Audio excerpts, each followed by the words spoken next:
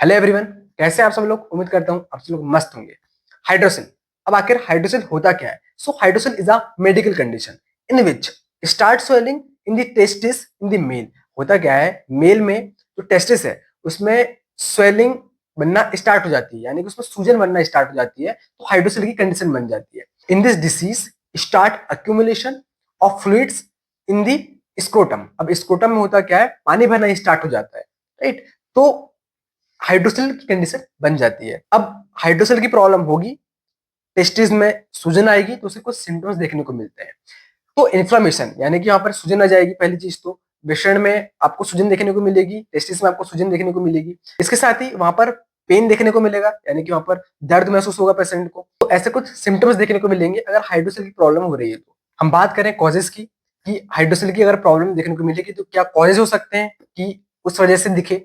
तो पहली चीज की भाई इंजरी, यानी कि अगर किसी का एक्सीडेंट हो जाता है तो टेस्टिस में कुछ डगमगा जाती है टेस्टिस, या मैं कहूँ उसमें इंजरी आ जाती है। तो इंजरी भी बहुत बड़ा कारण होता है हाइड्रोसिल होने का, राइट, क्योंकि वहां पर सूजन आ जाएगी, बेसिकली इन्फ्लेमेशन हो जाएगी।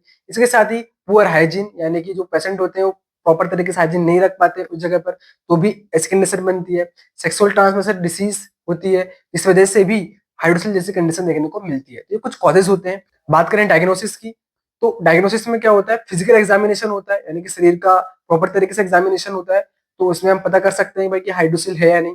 उसके साथ साथ अल्ट्रासाउंड होता है, अब अल्ट्रासाउंड से भी हम पता कर सकते हैं कि भाई हाइड्रोसिल है या नहीं। सो बात करते हैं हम ट्रीटमेंट की। हम बात करेंगे एथिकल मेडिसिन की भी, और इसके साथ ही आयुर्वेदिक और होम्योपैथिक मेडिसिन भी। तो हम बात करते हैं पहले एथिकल मेडिसिन। सेफेड्रोक्सिल टेबलेट आती है 500 mg में, सेफड्रॉक्स 500 करके आती है, ब्रांड नेम है इसका। तो अब ये मेडिसिन करते क्या है, सेफेड्रोक्सिल बेसिकली बैक्टीरियल इन्फेक्शन को ट्रीट करने के लिए इसका इस्तेमाल किया जाता है, यानी कि जो सेल वॉल है, तो बैक्टीरियल इन्फेक्शन की सेल वॉल को ग्रोथ को रोकती है, राइट, और बैक्टीरियल इन्फेक्शन प्रिवेंट करने का काम करती है। तो 500 mg में टेबलेट आती है, इसे हम बीडी यानी कि दिन में 2 बार देते हैं। इसे 5 डेज के लिए कंटिन्यू रखा जाता है। ट्रोक्सिल बेसिकली एंटीबायोटिक मेडिसिन है, राइट, बैक्टीरियल इन्फेक्शन से प्रिवेंट करने का काम करती है।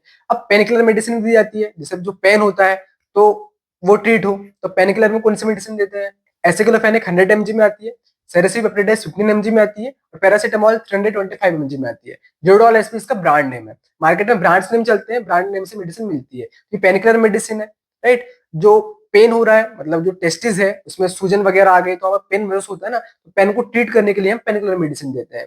सो जीरोडोल एसपी दी जाती है। जो एसिक्लोफेनिक है वो बेसिकली पेन से रिलीफ दिलाना का काम करती है। पैरासीटामोल एंटीपायरेटिक है, फीवर को रिड्यूस करने का काम करती है। सेरेसिपेप्टिडाइज बेसिकली एंजाइम होता है जो ब्रेक डाउन करने का काम करता है एबनॉर्मल प्रोटीन्स को, राइट। सो ये कुछ इनके वर्क होते हैं।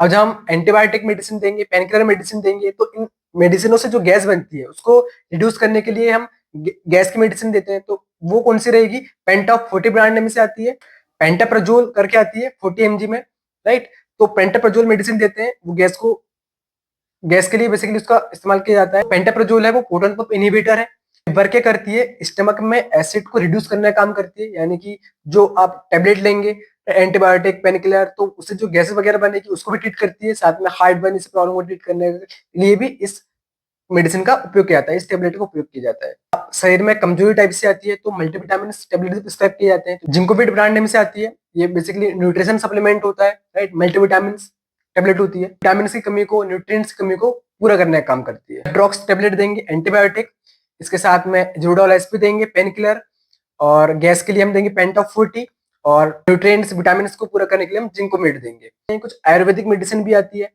तो चंद्रप्रभा भट्टी करके आती है, वैद्यनाथ ब्रांड नेम से आती है, राइट, और झंडू ब्रांड नेम से भी आती है, नाम से भी आती है।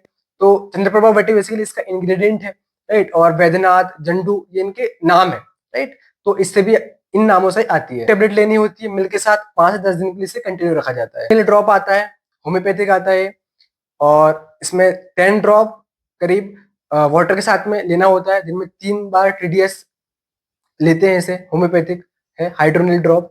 जब हाइड्रोसिल की प्रॉब्लम होगी तो कुछ प्रिकॉशंस का ध्यान भी रखना होता है। टेस्टिकल सपोर्टर भी हेल्प करता है प्रिकॉशंस में। एक रेस्ट, पेशेंट्स को ज्यादा से ज्यादा रेस्ट करना चाहिए, ज्यादा वजन वगैरह नहीं उठाना चाहिए, राइट। तो ये कुछ प्रिकॉशंस हैं जिनका ध्यान रखना है अगर हाइड्रोसिल की प्रॉब्लम है किसी पेशेंट को। तो आई होप गाइस आपको वीडियो पसंद आई हो। अगर वीडियो पसंद आई हो तो गाइस प्लीज इस चैनल को सब्सक्राइब करना और नोटिफिकेशन की बेल आइकन में क्लिक करना, ताकि इस तरह की इंफॉर्मेटिव वीडियो अब तक पहुंचती रहे। देखो गाइस, मार्केट में जेनेरिक मेडिसिन भी होती है, ब्रांडेड मेडिसिन भी होती है। तो ब्रांडेड और जेनेरिक में ज्यादा फर्क होता नहीं है, बस नाम का फर्क रहता है।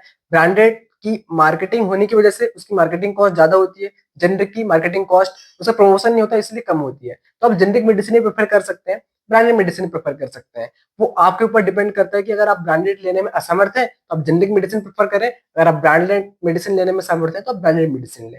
राइट, दोनों के इंग्रेडिएंट एक ही होते हैं, यूज एक ही होता है, बस ब्रांड का फर्क रहता है। ब्रांडेड मेडिसिन ज्यादा प्रमोशन होता है इसलिए वो मार्केट में ज्यादा चलती है, जेनेरिक का तो चलन नहीं होता क्योंकि उनका प्रमोशन नहीं होता। बाकी असर में दोनों मेडिसिन एक ही होती है, सेम होती है।